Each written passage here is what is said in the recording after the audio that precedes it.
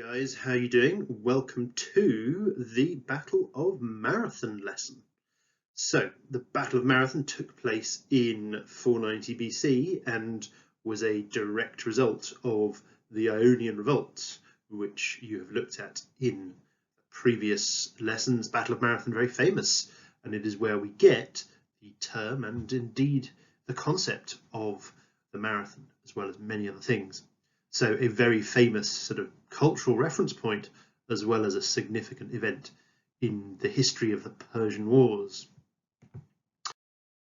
Now, there is a sheet attached to the assignment that details, in a lot of detail, the Spartan and, to a degree, the Athenian governmental systems. Now, the Spartan one is quite complicated, and it's more complex than you need, but I think it's interesting to have a look at how their society runs, at least in theory, and then you've got the Athenian one there as well, which has got a little bit more to it, but I think it makes the kind of the outline ideological principle of democracy.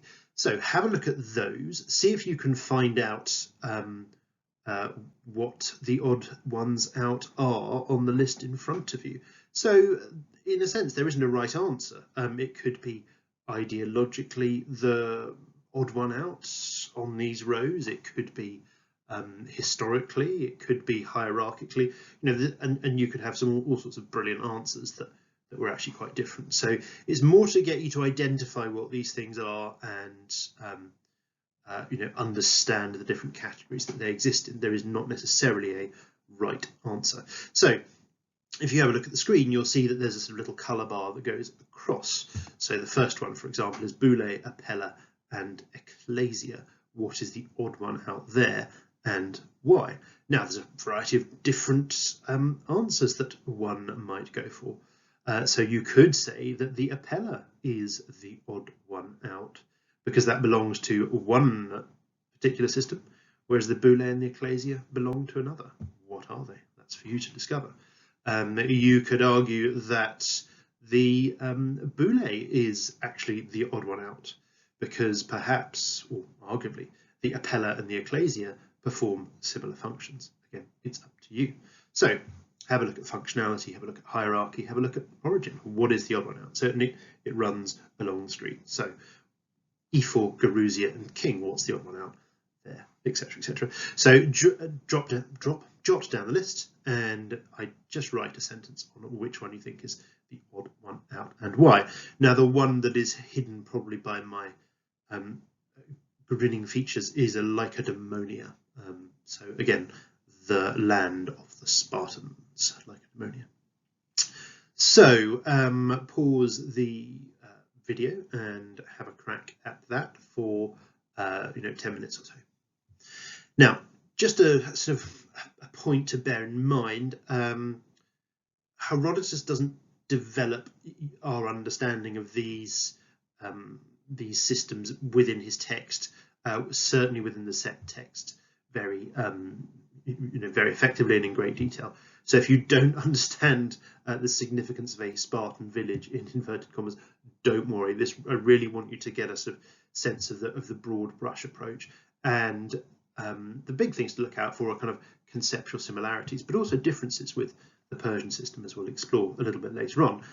Obviously, having done the work on the Persians, you should at least be, starting to understand the Persian sort of, totalitarian monarchical system, at least from a Greek perspective. So off you go. Right. So some questions I really want you to think through now. How much power did Spartan kings have? What were the limitations to their power? Now have a look at the diagrams. May need to do a little bit of research. Wikipedia is a great place to go for that. So the Spartan governmental system is well developed on Wikipedia. How much power did a normal Spartiate have? So that's a citizen of Sparta who sort of qualifies as a Spartan man, because not everyone gets there. How much power did an Athenian citizen have, and what limited the power of Athenian officials? So these are all really important points, because we're going to compare them to the Persians later on, certainly. So when you have people who lead, when you have people who have power in Athens and Sparta, which you absolutely do, what are the limitations on their power? You'll see that there's actually quite a lot, and that's a direct contrast with the limitations on the power of the Persian king, who in theory has no limitations whatsoever.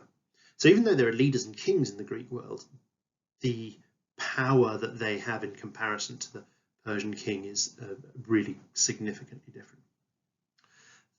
And then again, how much power does a Persian individual have? Well, almost none, one might argue, but compare that to the powers of the Spartiate and the average Athenian citizen, at least in theory. Now, in practice, these things never quite work perfectly, but we're certainly looking at theory, an expression of the ideal, if nothing else.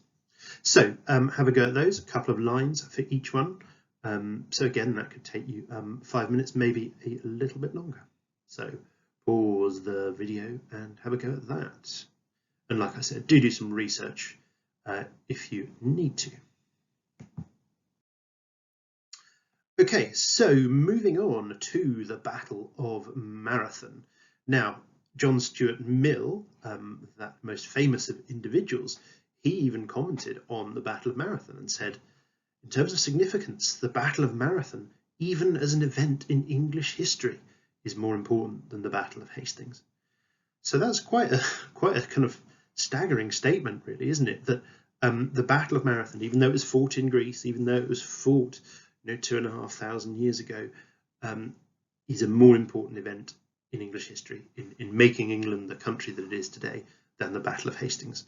And the Battle of Hastings obviously brings in the Norman conquest and the Norman world, and for those medievalists, you appreciate the staggering changes that were brought about by the Norman conquest.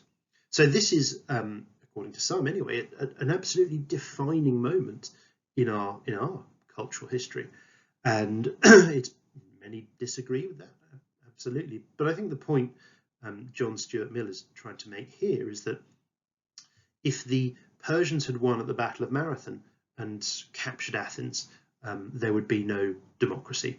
The arts, the political science, the philosophy, the culture of ancient Athens would never really have taken off. Aristotle, Socrates, Plato, the sort of significant tragedians.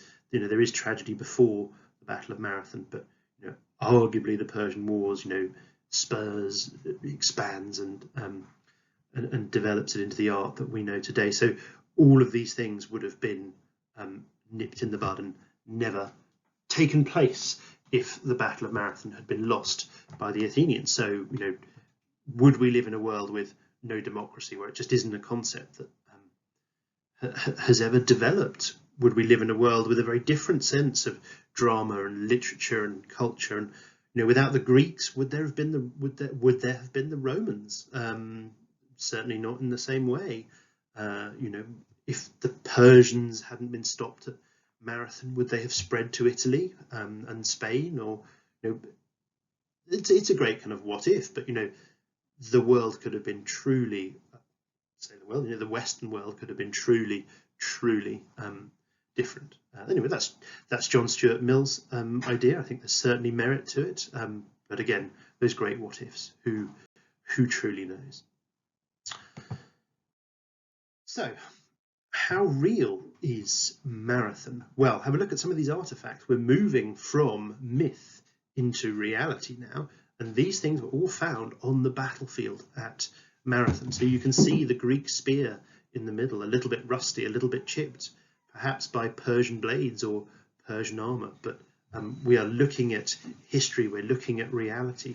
Over to the right there, you can see probably a Persian arrowhead, famous for their bows and arrows. So these are things dug out of the ground at the battlefield site, and they make it real. This is no longer some kind of Odyssean mysterious character in a world of fantasy. This is pure reality. This is no longer Medea on a stage. This is pure reality.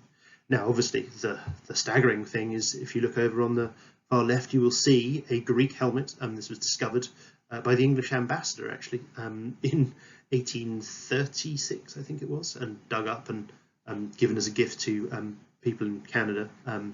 Not quite sure why, but anyway, there was this helmet found from the time with a skull of a soldier still inside it, so an actual sort of casualty from the battle itself. So staggering reality to these events. We are looking at real people.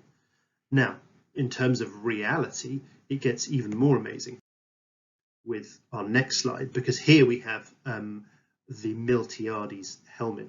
Now, Miltiades was the leader of the Athenians at the Battle of Marathon, and this helmet, which was discovered at Delphi, I think it was, as a dedication to the gods, you can see how it's taken some very serious damage on the top, and the writing at the bottom says the word Miltiades, which is what you would normally do when you dedicated something to the sanctuary. So this could be the helmet that Miltiades himself wore at the Battle of Marathon. He took a staggering blow which didn't kill him, and he, this sort of lucky object he dedicated to the gods in Delphi. So we're looking at real people, real places, real events, real things. Obviously there's a Herodotean spin, and I would never say it's 100% real or even close, but we have drifted into history, and the history is evident when you go there. If you go to Marathon, the plain at Marathon, you can see this mound, and this mound is where the Athenians buried their dead. They had suffered 192 casualties, which was staggeringly low given the potential for them all to be wiped out, and given the fact that the Persians lost, at least according to Herodotus, 4,500 men. This is a sort of hero's mound where they buried their 192 dead, and that's a sign of real honour. Normally your body would be taken home and put in the family tomb, but as a sign of just how honourable and special and momentous this victory was, and what a sacrifice these individuals had made, they were buried on site and covered with this mound. So you can go there today and you can see the Athenian burial mound. Not only that, but the playwright Aeschylus. Now we'll look at the playwright Aeschylus later on after we've read Herodotus. We look at his play, The Persians. He was one of the greatest playwrights ever, and some prefer him to Euripides. He is one of the great tragedians. And you would have thought that as a tragedian, he would be proud of his dramatic victories. He would be proud of so many different things, artistic, political, cultural. But on his gravestone, this is all he wanted put there. Beneath this stone lies Aeschylus, son of Euphorion, the Athenian who perished in the bearing land of Gela. Of his noble prowess the grove of Marathon can speak, and the long-haired Persian knows it well. So what does this Aeschylus want remembered on his tombstone? He wants the fact that he fought at Marathon remembered. He doesn't care about his dramatic victories. He doesn't care about politics or art or anything. He just wants it known that he was one of the few who fought at Marathon. That's how significant it is to Athenians, even great Athenians who you think might be wanted to be remembered in other ways. Now over to the right there you can see a picture of Athene, and you can go and visit this at the Acropolis Museum, and there is a lot of different interpretations of this image, but according to some this is Athene reading the names of the Athenian war dead at the Battle of Marathon, and she's stopping and pausing to reflect and honouring the dead. So again, it is a truly significant event from an Athenian perspective. So next activity, what is the difference between the two sides? What's the difference between the Greeks and Persians? What have you got thus far? What makes someone Persian? What makes someone Greek? Now do think of essential characteristics, but also arms and armour and tactics and anything along those lines that you may be aware of. So again, I will give you 5 minutes to do that. So nice rapid list, 2 columns, do 5 each, but I'm sure you could do more. So don't just do 5 each and then stop. Keep going for the full time. So 5 minutes, off you go. So here are some answers to the question. There are many more that I'm sure will be just as correct. I've had to move downstairs, so if you hear any squeaking or shrieking, then it's almost certainly the puppy.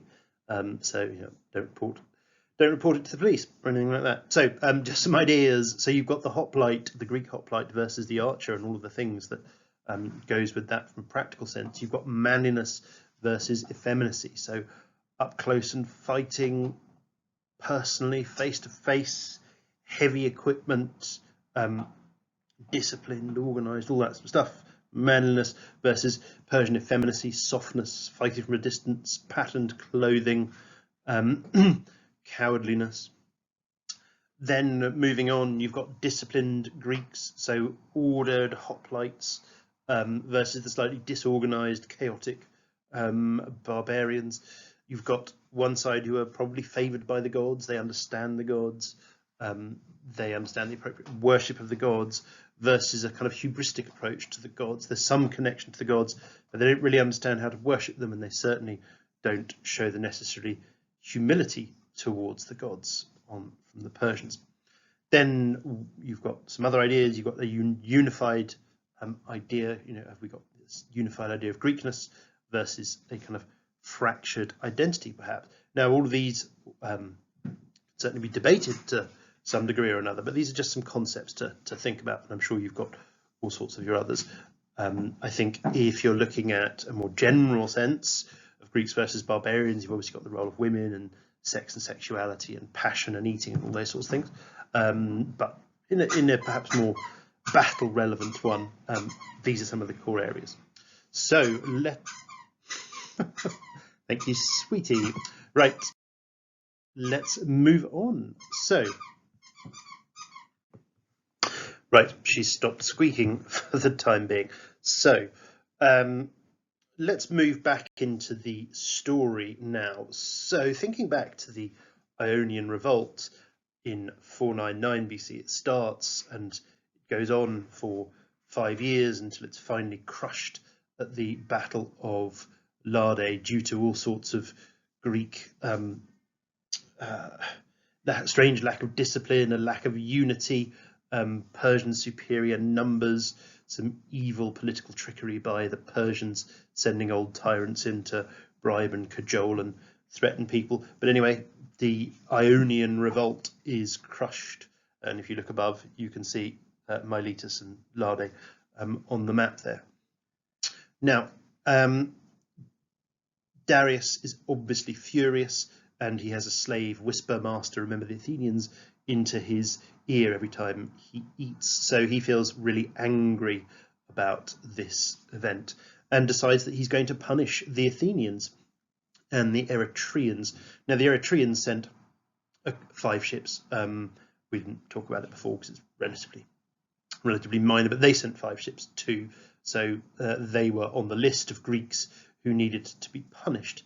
Now, Darius initially in 492 BC sent one of his generals, Mardonius, and we'll see him a lot later. He plays a very important role. Now, if you look at the map, you'll see the green line. Now, Mardonius loaded up a bunch of ships with soldiers and set sail. Now, in the ancient world, you tend to sail as close to the coast as possible. And you can see on that green line that he sailed along the coast. And then when he got to Thrace, suddenly it goes into green dots because his entire fleet was sunk by a storm. Now, from the Greek perspective, storms are often a sign that the gods are not happy with what you're doing. You're doing something wrong. Thank you, sweetie. So Mardonius, they send this fleet in 492 BC, and it is sunk by storm up by a place called Mount Athos, where the green dots kind of descend into nothing. So Marathon is not actually Darius's first attempt to punish the Athenians. It's the second, and the first one was a bit of a disaster. And that's quite an important thing to remember, this little event in 492 when Mardonius tries an invasion and is sunk by a storm, because that actually influences how the next king to try and invade Greece, Xerxes, 10 years, or rather 12 years later on, that actually influences some of his behavior. And he does things that the Greeks viewed as deeply hubristic. So let's have a look at Herodotus 694. Why did Darius decide to invade? So have a look, read through, see if you can answer the question. Shouldn't take particularly long. Good. So you see from that passage that Darius, again, was still furious with the Athenians, having his fleet wiped out in 492 under Mardonius, hadn't improved his mood, and he was desperate for vengeance. So he sends another fleet under Datis and Artaphernes, and this time they sail straight for Athens. They don't go on the big loop, they just sail straight for it, and they get there, but they do not succeed, as I'm sure you are aware. Now, going back to Mardonius's little failed attempt in 492, as we talked about before, his fleet was sunk near a place called Mount Athos, and you can just see Mount Athos on one of those fingers, and if you look further up that little finger, you'll just see Xerxes Canal. And that was how Xerxes, the king who comes later, solves the problem of sailing near Mount Athos. It's supposed to be a region famous for its dangerous seas and storms. He digs through one of those fingers so his ships can just completely bypass it. So a strange, dramatic and hubristic solution to storms. Now, this idea of hubris is a really key sort of barbaric or piece of barbaric identity in Herodotus. It's not something restricted to barbarians. You'll also see Greeks behaving in a hubristic fashion and being punished by the gods. So a lot of Herodotus is sort of hubris punished by the gods, and the punishment tends to be a little bit more subtle than a god appearing and doing things. It's, it does tend to be your army being defeated, your ship sunk by a storm, some bad events happening in your life. And I think the assumption is that the gods are behind it all, but Herodotus is just a little less explicit than, say, the Odyssey or the Iliad. So hubris is a really important concept. It is arrogance that offends the gods, and that arrogance can take a number of forms. So it can be, and it's often in myth, comparing yourself to a god. So I'm as good a weaver as Athene, I'm as great a warrior as Ares, or something like this. Clear, direct comparison to a god, and for that you get punished. But it can also be seen as insulting the gods in other ways. So burning a god's sanctuary, even though you may not have done it deliberately, as the Athenians did back in Sardis, is considered a form of hubris. You're directly attacking the god's representative on earth, the god's gifts, treasures and votive offerings on earth. So burning sanctuaries is generally seen by the Greeks as hubris. Other things that are considered to be hubris are transgressing boundaries and abusing nature. Now, the Greeks have this belief that people are put on earth by the gods into areas that are natural for them. The Greeks are in Greece, the Persians are in Persia, the sort of Western barbarians are in France and Spain. And there's this idea that the gods have a plan, the gods have a pattern, and if you try and upset it too significantly, if you try and behave in a way that a god would, like moving a whole group of people from one place to another, that is hubris. Now, invading somewhere else isn't hubris, and sacking a city isn't necessarily hubris, but taking a whole group of people and moving them into the land of another whole group of people, or wiping out a whole group of people, or taking action on a kind of godly scale, could be viewed as hubris. And going into that, we get this idea of abusing nature as well. So digging canals, bridging seas, doing things that are too big, that are upsetting the kind of natural order of the world. So building a bridge across a little river is absolutely fine. Building a bridge across a decent sized river, no problem. And obviously farming is considered to be civilized, Themis. But knocking down a vast mountain, or building a 5-mile bridge, or something that is a kind of changing the nature of the world almost, would be considered to be hubris. So keep an eye out for hubris as a barbarian characteristic, and for the Greeks, the kind of converse is an understanding of the gods, a respect for the gods. Although, like I say, it's not an absolute hard and fast rule. There are Greeks who show hubris and get punished. There are barbarians who show some nobility and some understanding of religion, and vice versa. So it's not a simple, or rather simplistic picture from Herodotus, but this is absolutely the kind of general sense, the general direction of things. I don't know if it works as a sort of comparison, but if you think about, say, the Germans in the Second World War, they were sort of, they're generally viewed to be evil, and a lot of their behaviour was completely unacceptable. But that wouldn't stop, individual Germans in the war being honourable and brave, rescuing, wounded soldiers from the other side and things like that. Even though the kind of the predominance of the sort of culture doesn't take them in that direction. Don't know if that makes sense, but anyway, we'll come back to it. So, how many examples of Persian transgressions against the natural order of things can you think of?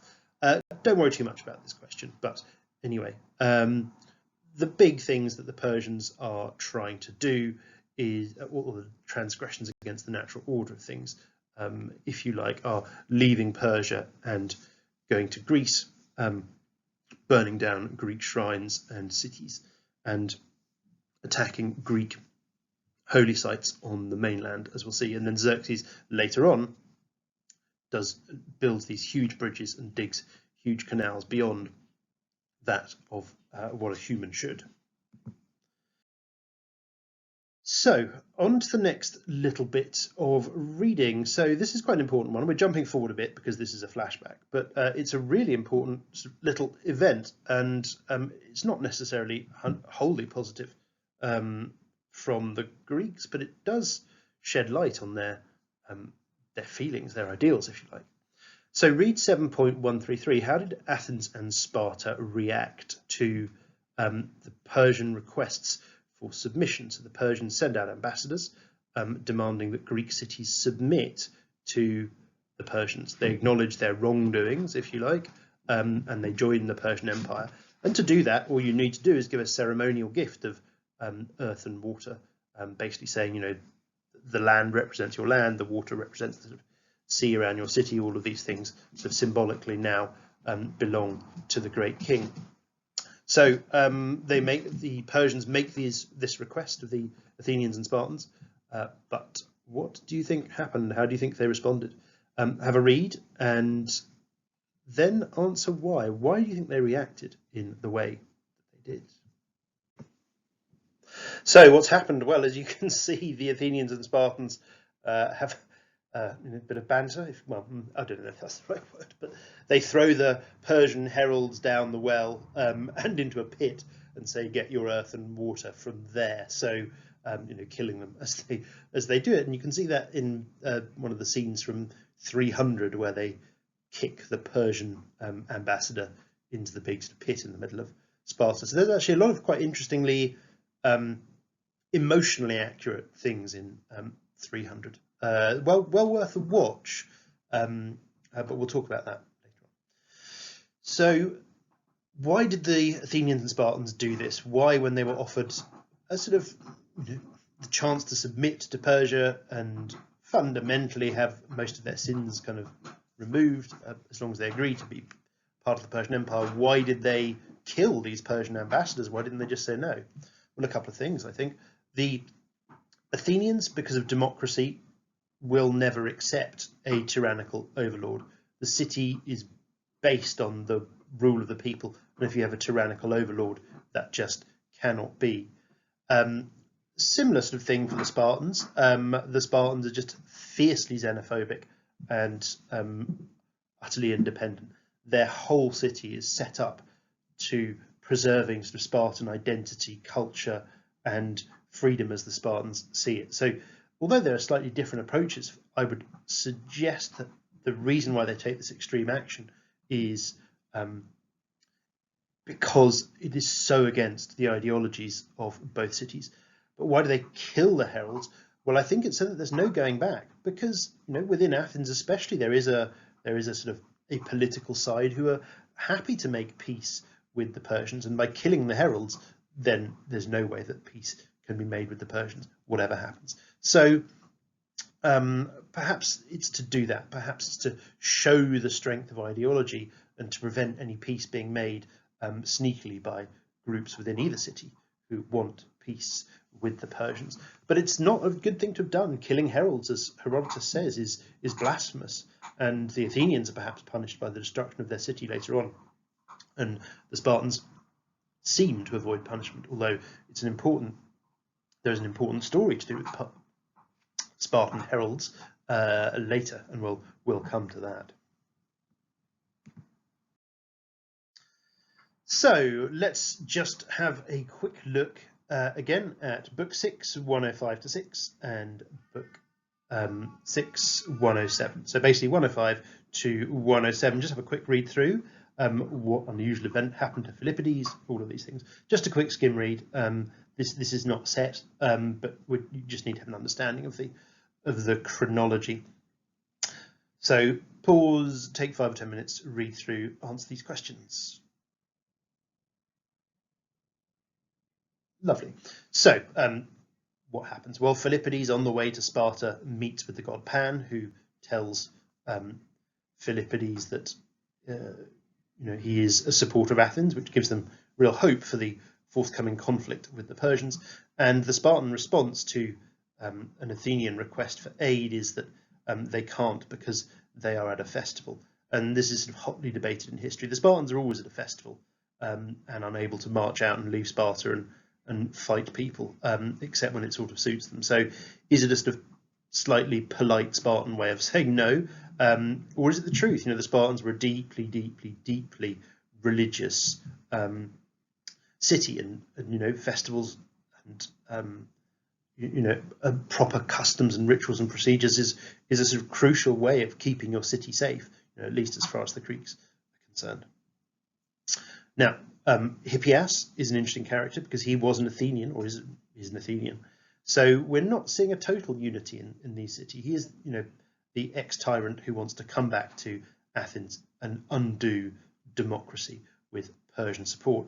Now, his very strange dream of sleeping with his mother made him feel he was coming back to his homeland, but he didn't interpret it right, probably because he's hanging around with the Persians. So maybe being with the Persians makes you lose your ability to understand divine will. But then when he tries to get off the boat and spits his tooth out into the sand, he suddenly realizes somehow that things are not going to work. But he doesn't turn around. He doesn't change his mind. Perhaps he couldn't persuade the Persians. Perhaps this is just the kind of inexorable role of fate. Now, the Persians have, led by Datis and Artaphernes, have jumped on their ships. They've captured the city of Eretria. We don't need to worry too much about that. And they land at the Bay of Marathon, which is very, very near Athens. Now, have a look at the map there. Why might the Athenians want to fight on the plain of Marathon? And why might the Persians want to fight on the plain of Marathon? Well, the Athenians will want to fight there because they've got 2 rivers either side. And that is perfect for the hoplite phalanx, because its big weakness is to be attacked from the side and to be attacked from the rear. Then it all really falls apart. However, if you can get your phalanx into a relatively narrow gap where the enemy have to come at you head on, then a smaller number of hoplites can take on a vast number of other hoplites, of course, but of lighter armored Persian soldiers. If you've got the ideal situation of Greeks lined up across a valley, it can be very hard for Persians to do much about it. Now, the Persians want to fight there, fight at Marathon for a variety of reasons. Maybe because it's a nice flat place where they can offload their cavalry and use them, because Persians are famous for their cavalry, and that's probably why they won so many battles against the Ionian Greeks out in the open, because their horses would kind of go round the phalanx and crumble it from the sides and the rear. So both sides want to fight at Marathon for a variety of different reasons. So what I would like to do now is dive into the books and have a proper read of the actual battle itself. And it's not very long. Herodotus doesn't spend a huge amount of time on battles necessarily, but it's a couple of pages. And it is a really, really important example of Greeks and Persians. Although we say Greeks, really we're looking at Athenians here, so we need to be a little bit careful. There's another group of Greeks with them, the Plataeans, a very small city that was often allied to Athens. So these two Greek cities were the only ones who stood up to the Persians at Marathon. So what I want you to do now is read through the text and identify as many reasons as possible as to why the Greeks won. See if you can lump them into various categories, such as leadership, manliness, technique, bravery, all of those sorts of things. So stop the presentation, take 10-15 minutes to do that. Hopefully you've already read it for homework, so it should be reasonably familiar, and a nice long list of as many things as you possibly can. Okay, so this is the sort of an image, if you want to have a sort of visual image of the battle in your head. So the Persians obviously land in the bay, and the Persians are the red squares and the Greeks are the blue squares. So the Greeks come charging down the hill and get stuck into the Persians after heavy fighting. The Greek bit in the middle moves backwards because they're driven back, but then the Greek wings close in and crush the Persians like a vice. Some later historians have suggested this was a deliberate ploy by Miltiades to lure the Persians in, and then, but I don't think Herodotus is making that suggestion. And I think if it was an example of Greek leadership and cunning, he would have probably mentioned it. But there you go.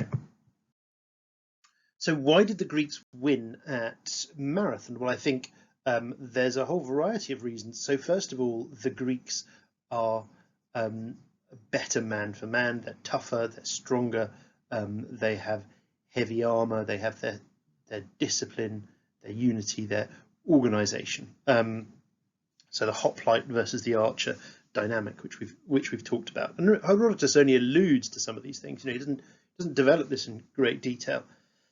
The Athenians are also braver, much braver. So Miltiades comes up with this idea of running downhill for a mile. And the reason why he probably does that is to avoid the Persian arrows and to show great kind of bravery and gain momentum as they smash into the Persians. Or there's no need to run a mile for that. But they're probably trying to minimize the time they spend under arrow fire. Again, these are all things that we can tease out from Herodotus, though he doesn't say explicitly. So this is unbelievably brave, isn't it? Running a mile downhill into the enemy. No real way of turning back once that starts. The Greeks are also very strategically aware, so Miltiades extends the line, so there is no way of getting around it. So they know what the problems are with the phalanx, they know how to deal with it, and his gamble, if you like, pays off in the end, although that centre part of the army is pushed back by the Persians, so perhaps it came close to going wrong. The Athenians are also fighting for different reasons, and I think this comes out at the beginning when Miltiades is trying to persuade Callimachus and the other generals to fight. They're fighting for their family, they're fighting for their state, they're fighting for democracy, they're fighting for glory. These are all slightly different motivations, but noble motivations nonetheless. And the Persians are fighting because they've been forced to. They're fighting because a tyrant has demanded that they do so, and that changes your desire to fight and die on the battlefield, as we see. Other things, there's sort of again hinted at in Herodotus is that the gods were on Athens' side. Now, again, because of the way Herodotus writes, we don't have this big, gods appearing on the battlefield at the time, causing chaos and so on and so forth. But we do hear of a story later on about Epizellius, who is blinded by Ares as he strides through the battlefield to get to the Persians and get stuck in. So there is that kind of underlying insinuation, if you like, that the gods are on Athens' side. Perhaps one of the most important things is Athenian leadership in comparison to Persian leadership. We know what Miltiades does during the battle, or certainly the beginning of the battle. We know what Callimachus does. Callimachus, the war leader, dies in battle, probably because he was standing in the front rank. We don't hear anything about Datis and Artaphernes, though. We don't know what they're doing. They're not there. They're not leading from the front.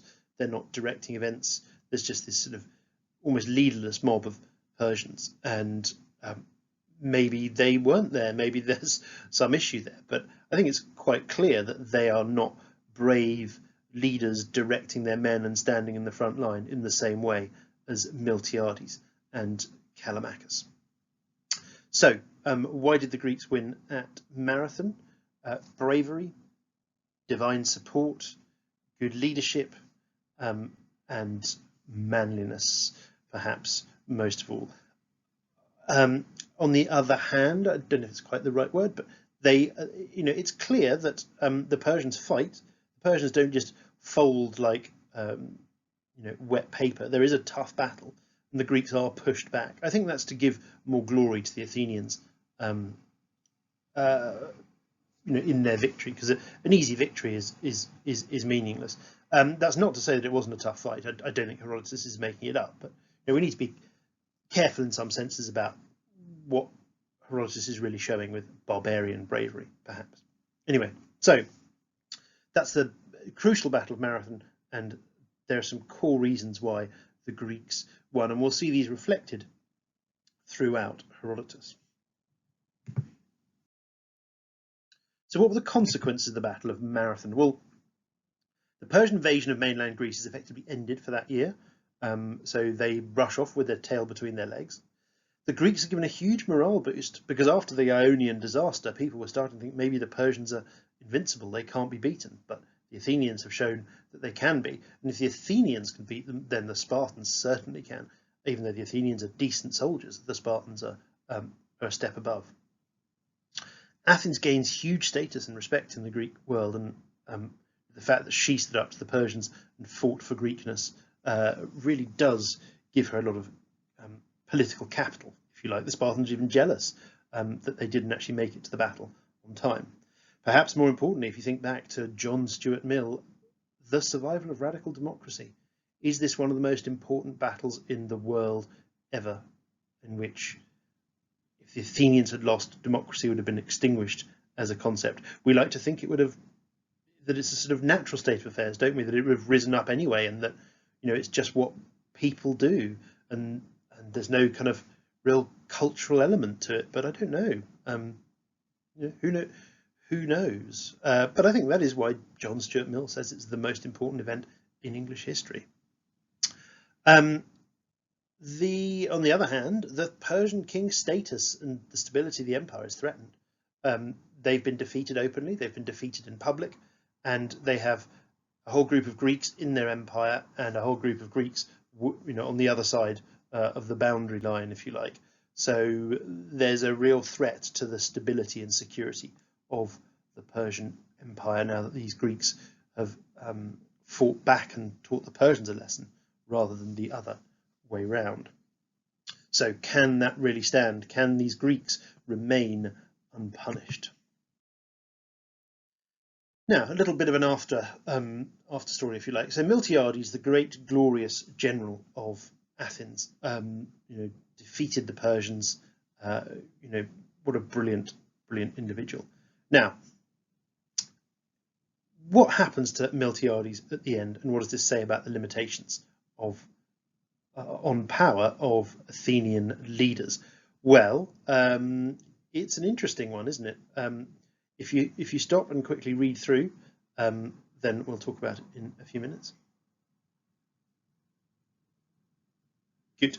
So, as you saw from the reading, it's interesting, isn't it? Miltiades is, he is a celebrated general, but he's also put on trial. He ends up, in court, dying of gangrene from a kind of failed adventure, in another part of the Mediterranean. So, just because you win one battle does not mean you're safe from prosecution and from being held accountable for your actions. And that is a crucial difference between the Greeks and the Persians. The Persian king is never, be it Darius or be it Xerxes, never held accountable for his actions by oligarchs, by the people, by the courts, by anyone. They do what they like. But this little story of Miltiades, I think, is it's a bit of a strange one, a bit of a funny one. Portrays him as a bit of a rogue, but also it does show that the Athenian political body will hold anyone accountable who messes up, and that is very different to the Persians. Lovely. Well, that is more or less that, I think, apart from to finish with a 10-mark question. To what extent was manliness the key factor in the Athenian victory at Marathon? So you could do 2 paragraphs, you could do 3. I would probably do it like this. First paragraph on manliness and what that means. So toughness in battle, bravery, blah, blah, blah, blah, blah, blah.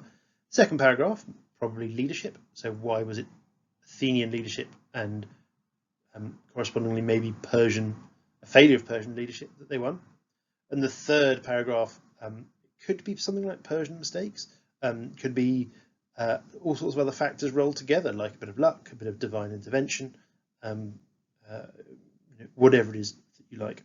The format, the structure is up to you. So write that 10-mark question and submit it via the assignment, and I will catch up with you guys in the next lesson. Take care, guys. Bye.